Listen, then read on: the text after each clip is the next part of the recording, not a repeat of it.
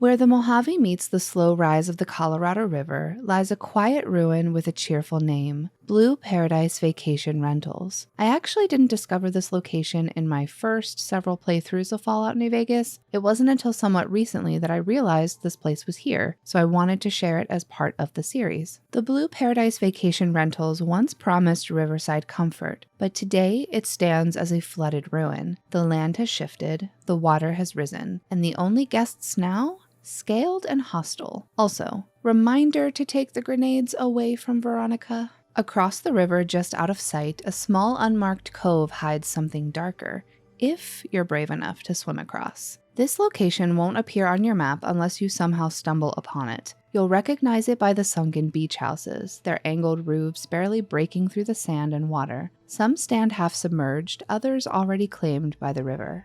Only 2 houses remain accessible. Inside there isn't much, minor loot, decayed furniture, and low levels of radiation.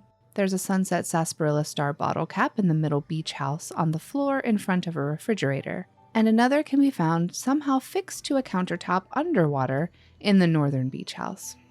But the waterline tells the story. This wasn't a sudden disaster. The Colorado slowly reclaimed this ground over decades. Out in the water, you'll find the remains of some boats, including a speedboat and a yacht, all fully submerged. Their silhouettes rest below the surface, a ghost fleet just barely visible. A short walk southwest of the houses reveals something easy to miss. 2 shallow graves, half covered by sand. There's some minor loot if you dig them up, but like much of this place, it's the implication that lingers. Who buried these bodies? If you swim directly east across the river, you'll reach what appears to be a quiet lagoon, but it's far from empty.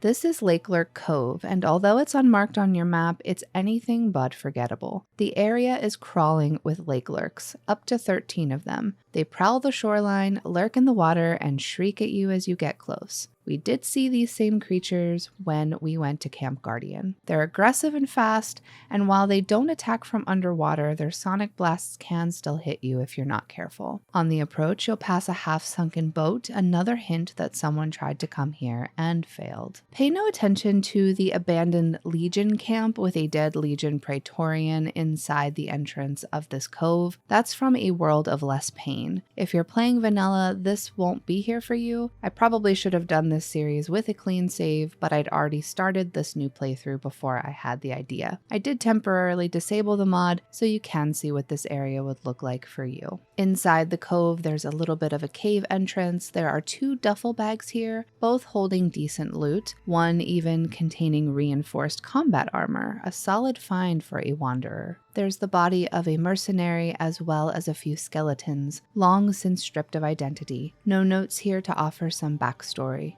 Did they try and hide from the Lakelurks, or did they come here chasing something worth dying for?